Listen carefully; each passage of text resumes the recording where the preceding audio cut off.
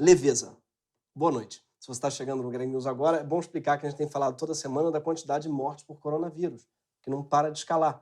E é muito difícil não falar disso. Semana passada, o Brasil entrou no grupo macabro de apenas 6 países, onde mais de 10 mil pessoas já morreram de Covid-19. E vamos ser sinceros, a situação vai ficar muito pior. A vacina vai demorar pelo menos um ano, talvez muito mais. O presidente do Brasil foi eleito o pior líder mundial no combate ao Covid. E olha que nos Estados Unidos o Trump recomendou à população beber desinfetante. Sim, lá tem gente chegando na farmácia falando: Oi, do you have Pato Purific? Do you have this Pinho Sol, comprimido de pinho? Tem? 5 mg? E ainda assim, a curva de propagação da pandemia dos Estados Unidos começa a achatar, enquanto a nossa continua em ascensão. Inclusive, nosso número de mortes dobrou nos últimos 10 dias e ainda vai morrer muita gente. Mas hoje a gente não vai falar de morte, não. Hoje a gente vai escutar a secretária de Cultura, Regina Duarte, e fazer um programa leve. Vocês estão desenterrando mortos. Vocês estão carregando um cemitério nas costas. Vocês devem estar cansados. Fiquem leves. Não quero arrastar um cemitério de mortos nas minhas costas. Não desejo isso para ninguém. Sou leve, sabe? Tô viva. Estamos vivos. Vamos ficar vivo. Tá aí, que ideia boa. Eu não tinha pensado nisso. O pessoal tá morrendo a beça às vezes é porque não ouviu a Regina.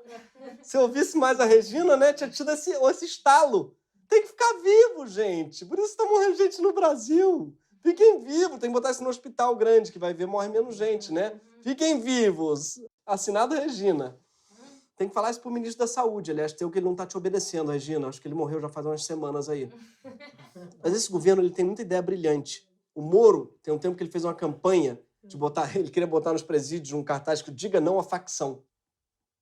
Que é para os presos não entrarem em facções criminosas, tá? Peço escusas, mas às vezes o preso não teve a ideia de entrar em facção é ruim, tá? Daí, tipo assim, imagina o preso lendo cartaz falando: eu não tinha pensado nisso, senhor Moro. Obrigado por abrir meus olhos, viu? O curioso é que a Regina, ela integra o governo Bolsonaro e diz que é a gente que está carregando um cemitério nas costas. Regina, Jair Bolsonaro em tupi significa cemitério nas costas. O ministro da Saúde, inclusive, tem um cemitério no rosto, no olhar. E pedir leveza não foi uma doideira da cabeça da Regina. Sobre as mortes por coronavírus, o seu, aspas, chefe supremo já disse, e daí? Já disse que ia fazer um churrasco, disse que o churrasco depois era mentira, depois disse que ia andar de jet ski, foi andar de jet ski, foi visitar um churrasco de jet ski.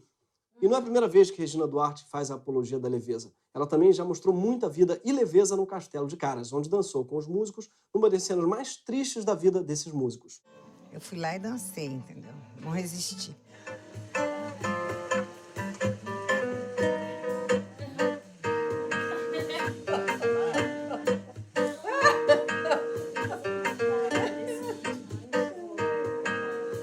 Parece muito um fim de festa, mas de uma festa que nunca começou. E deve ser assim que ela se sente no governo Bolsonaro. Com todo mundo indo embora e ela tendo que dançar sozinha. Como as pessoas repararam, ela está com a mesma roupa da entrevista para a CNN, o que mostra que ela é muito organizada. Ela tem uma roupa para passar vergonha. Essa é a minha roupa. Mas enfim, para a gente ser leve, a gente vai dedicar o programa de hoje, não a Regina, que todo mundo já falou, mas a todas as coisas que têm ajudado as pessoas a atravessar os dias com momentos de leveza nesse período de pandemia. É sério. Começando pelas coisas que têm me ajudado a ficar leve. Por exemplo, vídeos no YouTube. É verdade. É de graça e você pode ver quantas vezes quiser. E tem verdadeiros clássicos, como o Zeca Pagodinho no Jô. E eu não estou falando sem ironia nenhuma, de verdade. Eu vou falar de coisas que eu gosto agora. E esse vídeo é um vídeo que eu adoro. Primeiro por causa do Jô. Toda vez que eu dormia na casa da minha avó, a gente via o Jô Soares 11h30. Isso significava dormir muito tarde, porque o Jô passava, para quem não lembra, 11h30. Isso significava 4 horas da manhã, para quem tem 7 anos de idade. Por causa do horário, o Jô podia falar de qualquer coisa, inclusive de sexo, e minha avó não tinha o menor problema de me explicar. Às vezes era bem difícil para ela, como nas entrevistas do Serguei, na idade que a maioria das crianças tentava entender como é que se faziam bebês, eu já aprendia por que as árvores não podiam ter bebês, por mais que aquele senhor tentasse insistentemente. Eu tinha 8 anos quando eu vi essa entrevista que me marcou para sempre, na qual o Zeca Pagodinho explicava a diferença entre samba, pagode e partido alto. E qual é a diferença? Bom, pagode pro partido alto, por exemplo. Bom, pagode, esse negócio o samba, o samba é aquela batucada e tal, mas o pagode é a mesma coisa. Por exemplo, a gente pode agora fazer um samba aqui. E o pagode pro partido alto não tem muita diferença. Tem. Bom, Já vi que tem. tem que saber, né? Tem que saber Tem que saber versar, tem que saber improvisar. E o partido alto? O partido alto também. Isso não faz o menor sentido, né? Mas faz todo sentido. Tem alguma coisa muito bonita nisso, muito identificável. Porque tanta coisa é diferente, mas é igual, ou é diferente porque é igual. E tanto faz pro Zeca? Não tanto faz. Mas é uma diferença que importa para ele. E não importa um pouco também. Enfim, o Jô, ele tem um poder de síntese sensacional. E não era nada fácil sintetizar o pensamento do Zeca, mas ele conseguia. Há 8 anos que me fazem essa pergunta e eu não consigo... Aí eu vou levando assim, não sei. Porque, para qual é a diferença? Não tem diferença, né? É a mesma coisa. É igual, né? É igual, mas é diferente. Eu acho que a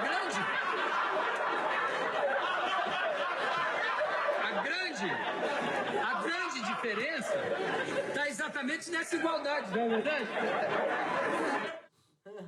Isso me lembra uma piada que eu adorava quando eu era pequeno. Eu acho que eu adorava porque eu nunca entendi. O Censo passou na casa do mineiro e perguntou: você mora aqui sozinho? Não, moro eu e minha vaquinha preta. E a branca, senhor? A branca também. Elas dão leite? A preta dá. E a branca? A branca também. Por que você sempre fala primeiro da preta e depois da branca? Porque a preta é minha, né? E a branca? A branca também. Um dos motivos que eu não quero morrer é que eu não quero morrer antes de entender a graça dessa piada. E talvez não tenha.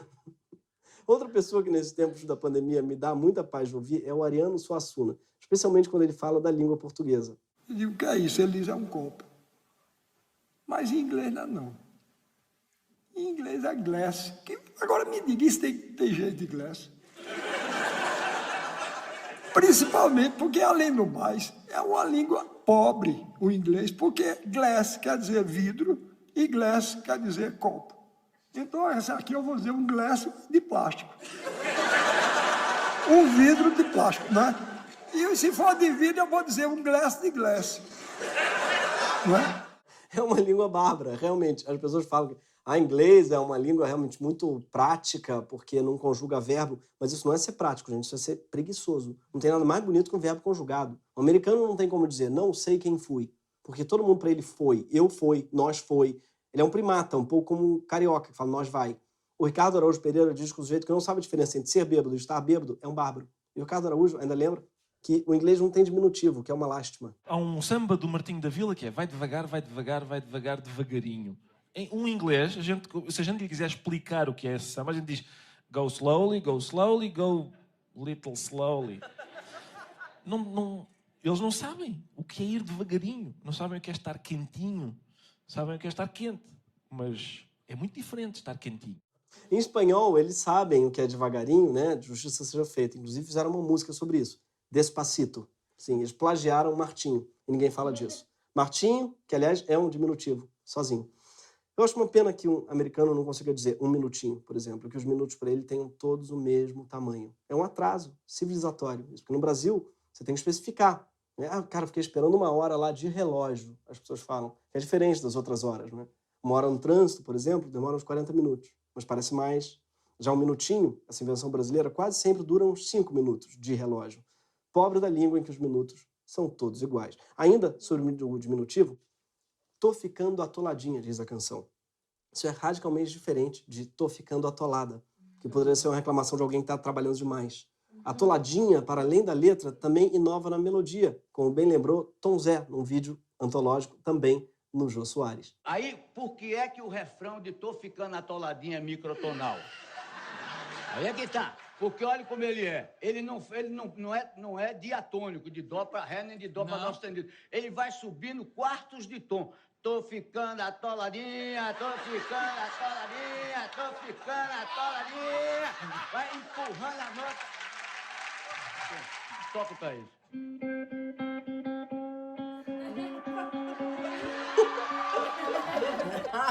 Essa explicação do Tom Zé é meio com a piada da vaquinha preta e da branca. Eu não entendi totalmente, mas eu senti jeitinho que existe uma coisa aí que eu não peguei.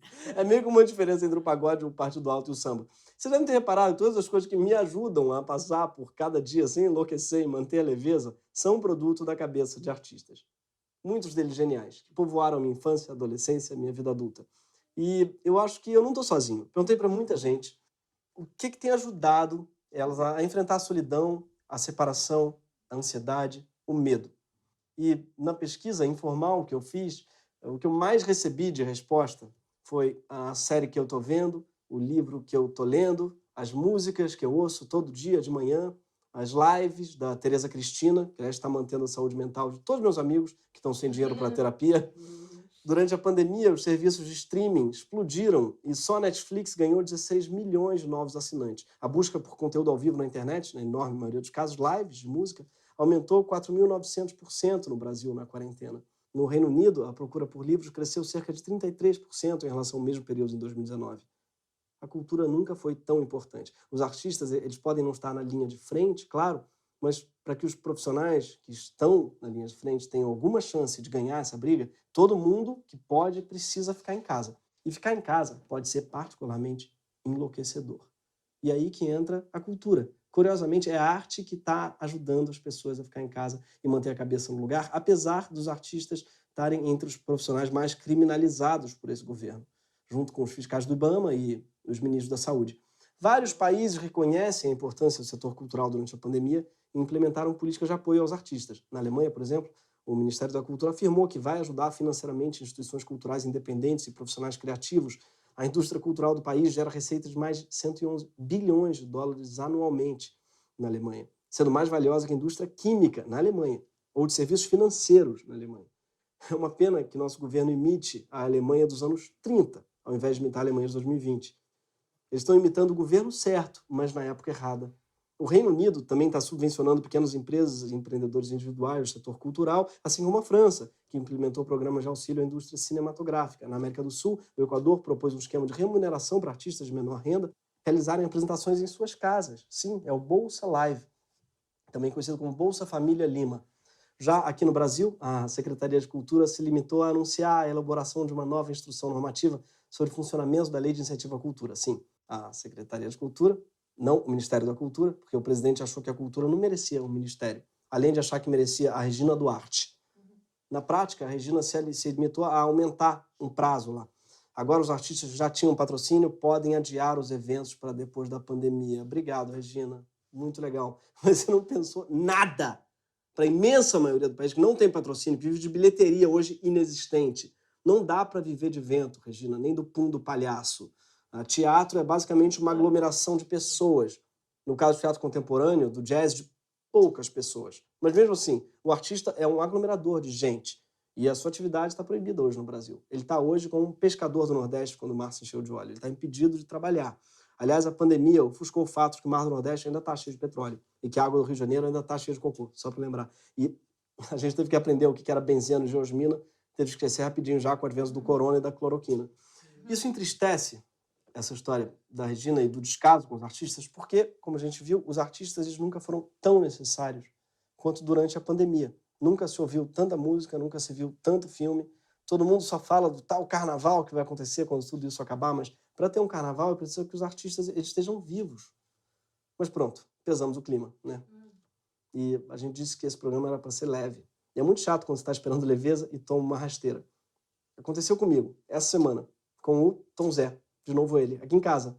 A gente tem cantado todo dia aquela música, não é?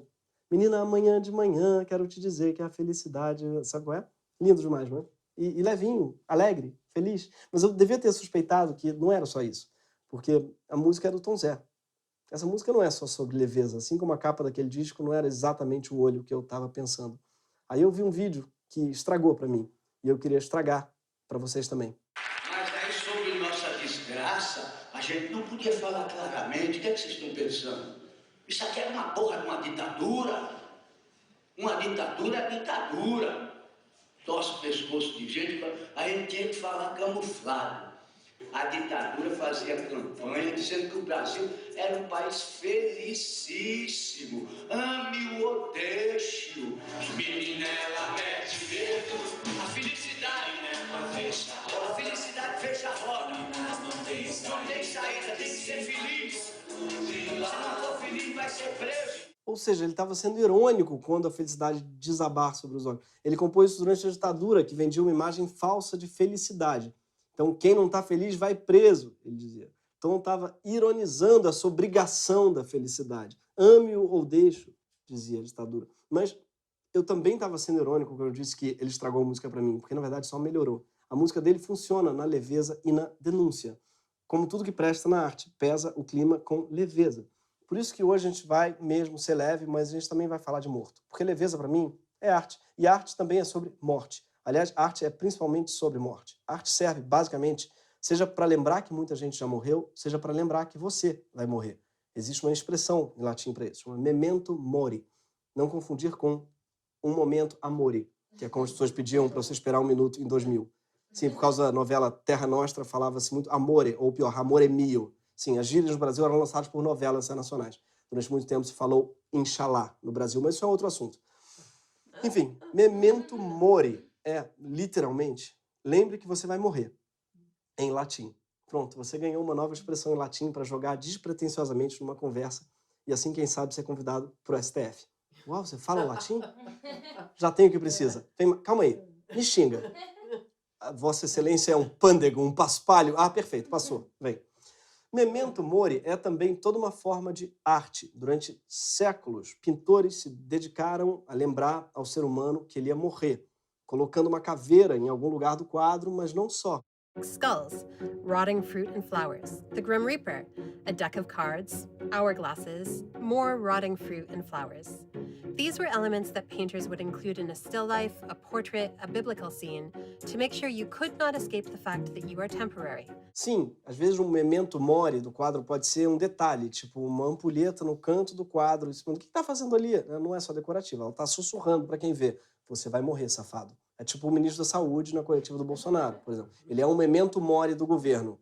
Lembra a você da sua mortalidade. Alguns escritores colocavam um crânio em cima da mesa para evitar a procrastinação. O crânio ficava dizendo para ele, corre, porra, eu sou você amanhã, continua fazendo teste do BuzzFeed para você ver.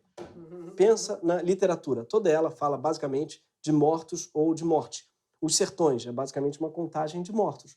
A cena mais marcante de Vidas Secas é a morte da baleia, que na verdade é um cachorro. Em Alta Compadecida, morre João Grilo, Chicó, morre o Padre Bispo Cangaceiro. É uma comédia sobre uma chacina. A morte é a morte de Quincas Berro d'Água. Então, o Quincas morre e depois ele morre outra vez. A Hora da Estrela, a história de um atropelamento. Beijo no asfalto, a história de um atropelamento seguido de um beijo. Dona Flor dos Maridos, é sobre uma mulher casada que tem um amante, um defunto. Sim, é a história de uma homenagem com necrofilia. Morte e Vida Severina, fala ainda mais da morte que da vida severina. Incidente em Antares, é sobre uma cidade em que morre tanta gente que os governos fazem greve. Memórias póstumas de Brás Cubas, é a história de um morto contado por um cadáver dedicado aos vermes. Em outras palavras, é a história de Nelson Tais dedicada a Bolsonaro. E essas foram, literalmente, as primeiras obras que eu pensei. Se você quiser tirar os livros que falam de morte da literatura brasileira, vai sobrar muita coisa, vai sobrar quase nada. E do mundo, a mesma coisa. Ah, mas é por isso que eu não gosto de literatura, pode falar. É muito deprimente. Todo filme que presta ensina a lidar com a morte. Eu não estou falando só de Bergman, Glauber, estou falando de Disney. A Disney matou a mãe do Bambi, o pai do Rei Leão, ambos assassinados, e não é por sadismo. É porque eles sabem que esse é o dever cívico da arte, é ensinar que as pessoas morrem. Mesmo que para isso você precisa fazer uma criança chorar e ter pesadelos por alguns meses. Só eu não. Enfim, eu nem falei ainda da Pixar. A Pixar é basicamente genocídio para crianças. Na primeira cena de Procurando Nemo, morrem 300 bebês e a mãe deles. E na cena seguinte, o pai perde o único filho que sobrou.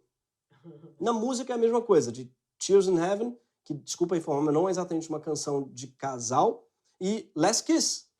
Last Kiss, a música que o Caio Ribeiro prefere para transar. Não sei se vocês viram isso. Quer dizer, ele acha que prefere, porque ele disse que ele confessa que ainda não experimentou. Para ser sincero, ainda não transei ouvindo esse som, mas vou transar em breve. Sim, o mesmo Caio Ribeiro que acha que ex-jogador de futebol não tem que falar de política. Ex-jogador de futebol, para ele, acho que tem que falar a música que ouve para transar. Quer dizer, que quer ouvir quando transar, em breve. Construção, de Chico Buarque, fala de um operário que morreu atrapalhando a economia. Cajuína, do Caetano, é sobre o encontro dele com o pai do poeta Torquato Neto, um menino infeliz da letra que se matou. Drão é sobre um amor que morreu. E ninguém nunca terminou um relacionamento de maneira tão bonita quanto o Gil. Tem que morrer para germinar. É o melhor pé na bunda musicado da história. Ou o pior pé na bunda. Ou, enfim, depende se você é o pé ou a bunda. Quando um sambista morre, costuma-se cantar e beber no enterro, numa cerimônia conhecida como gurufim. Fala-se muito de morte no samba, e nem sempre de forma triste. Nelson Cavaquinho, por exemplo, já cantava. Vivo tranquilo em Mangueira porque sei que alguém há de chorar quando eu morrer. O que deixa o poeta tranquilo é a certeza de que, quando ele morrer, ele vai deixar um legado de carinho, de saudade. Isso não foi inventado pelo samba, isso é mais velho que o mundo. Platão quando conta a morte de Sócrates, já define a filosofia inteira como sendo sobre nada além de estar morrendo e morrer. No Império Romano, Sêneca pregava que nenhuma meditação é tão importante quanto a meditação sobre a morte. Nesse mesmo período foi escrito um livro que narrava 4 vezes a tortura e a morte de uma mesma pessoa, com detalhes aí sim mórbidos. Chamava-se Novo Testamento. Sim, Regina não deve lembrar, mas toda vez que ela diz que é cristã, ela está homenageando um morto. E toda vez que faz o sinal da cruz, ela está evocando um instrumento de tortura. Mórbido, né? Pois ela chama cristianismo. Além de ajudar a gente a lidar com a morte, a arte também se apoia na obra de quem já morreu. Todo artista se apoia no ombro dos gigantes que vieram antes dele. E é por isso que é tão fundamental honrar o artista que se vai. E Regina também não entendeu isso. Quando perguntada sobre o silêncio da Secretaria de Cultura diante da morte de grandes nomes da cultura nacional, como Moraes Moreira, Aldir Blanc, Flávio Migliatti, Rubem Fonseca, Regina disse o seguinte: A minha assessoria de comunicação, desde a primeira morte, desde o primeiro falecimento, da primeira perda de uma pessoa importante na cultura, me cobrou uma divulgação da secretaria desse óbito. E eu optei por mandar uma mensagem, como secretária, para as famílias das pessoas que fomos perdendo nos últimos tempos. Eu imaginei assim, será que eu vou ter que virar um obituário?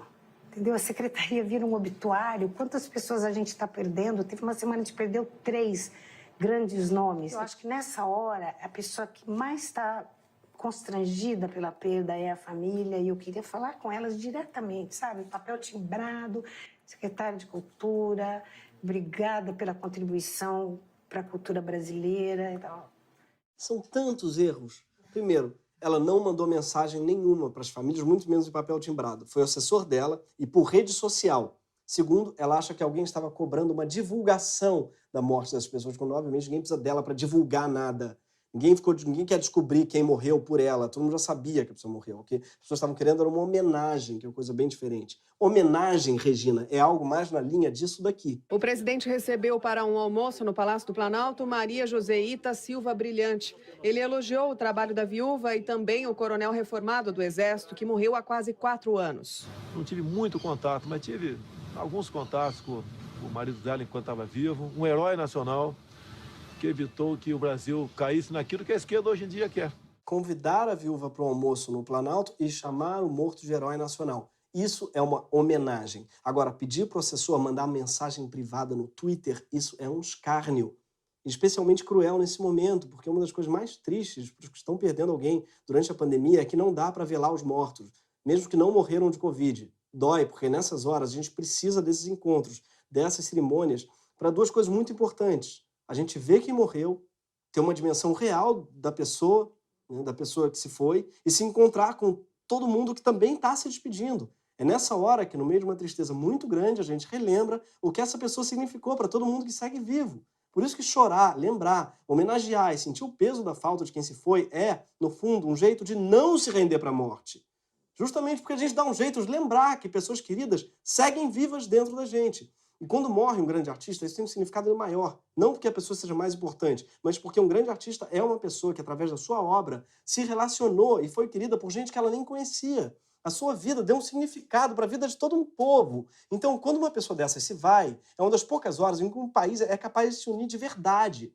O que a Regina fez na CNN foi negar tudo isso. Ela defendeu um tipo de anticultura que nega ao país uma das coisas que ele mais precisa nesse momento, que é processar a morte coletivamente. E ela fez tudo isso em nome de não olhar para trás, em não pensar em quem já morreu, e se focar no futuro, né, Regina? Ficar cobrando coisas que aconteceram nos anos 60, 70, 80. Gente, vamos embora, né? Vamos embora para frente. Para frente, Brasil, salve a seleção. De repente é aquela corrente da frente. Não era bom quando a gente cantava isso? Ela diz que não gosta do passado, mas é o pior passado que ela recorre para dizer que é para pensar no futuro. O futuro dela é o futuro do pretérito, né? No passado é que o futuro era bom, aquele passado lá da ditadura. Mas esse saudosismo dela faz muito sentido. Primeiro, porque o salário dela, que chegou a R$200 mil por mês, foi pago a vida toda pela Rede Globo, que ganhou muito dinheiro com a ditadura. Segundo, porque ela também ganha pensão até hoje por ser filha de militar. Sim, até hoje. E até quando ela ganhava salário de protagonista de novela, ela nunca abriu mão desse dinheiro do Estado. Já que é para olhar para frente, Regina, você vai ficar ganhando dinheiro de pensão do seu pai que morreu lá nos anos 80? Vai ficar carregando esse cordel de caixão, esse cemitério nas costas? Hein? Bola pra frente, Regina. Hein? Pra frente, Brasil. Salve a seleção! Ah! E também, vale dizer que tem algo de ditadura na pandemia. Porque nas duas ocasiões, as pessoas elas podem ter um destino mais triste do que a morte, Regina, que é o desaparecimento. Não falar sobre a morte é ficar refém da morte. A arte é memória viva, em movimento. E ao falar da morte de alguém, a gente impede que a morte encerre a vida da pessoa. A arte é um jeito que a humanidade inventou de superar a morte e valorizar a vida. Foi o que mostrou Flávio Migliaccio, que no Teatro de Arena ajudou o Brasil a entender o seu passado, o seu presente e sonhar com o seu futuro, colocando o povo brasileiro em cena como protagonista pela primeira vez da sua própria história. Rubem Fonseca destrinchou nosso ódio social, botando um espelho na frente dos abismos gigantescos da nossa sociedade. Moraes Moreira traduziu tudo aquilo que o Brasil poderia ter sido se não estivesse descendo a ladeira e fez o tio Sam finalmente ouvir nossa batucada. Moraes, sim, era o Brasil acima de tudo.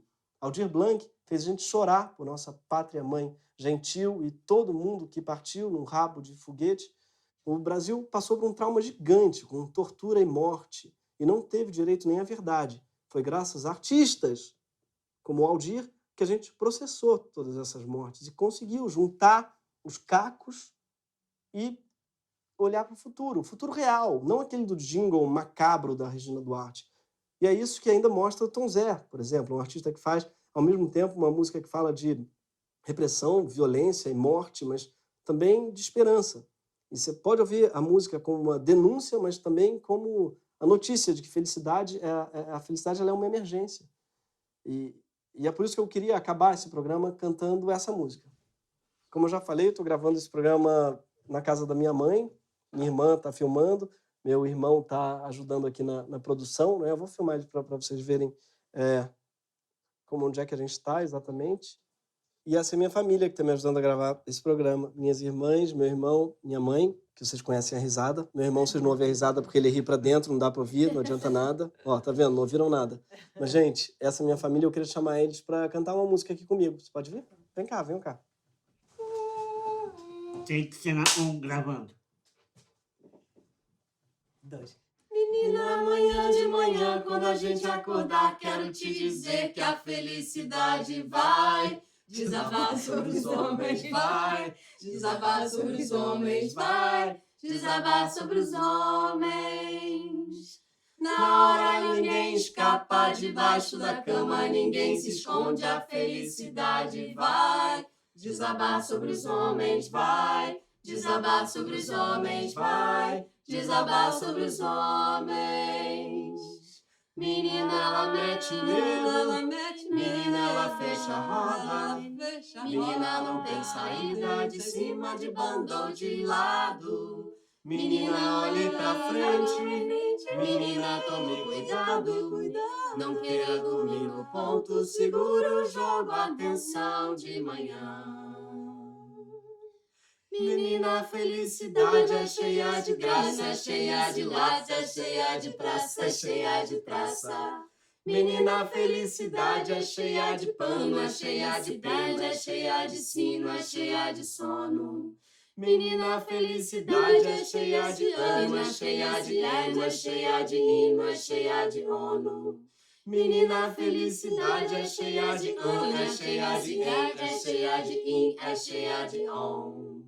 Menina, a felicidade é cheia de a, é cheia de é cheia de i, é cheia de on. Esse foi o Greg News. Vem pra cá, João. Muito obrigado. Essa é minha família. Esse foi o Greg News. Até sexta-feira que vem na HBO.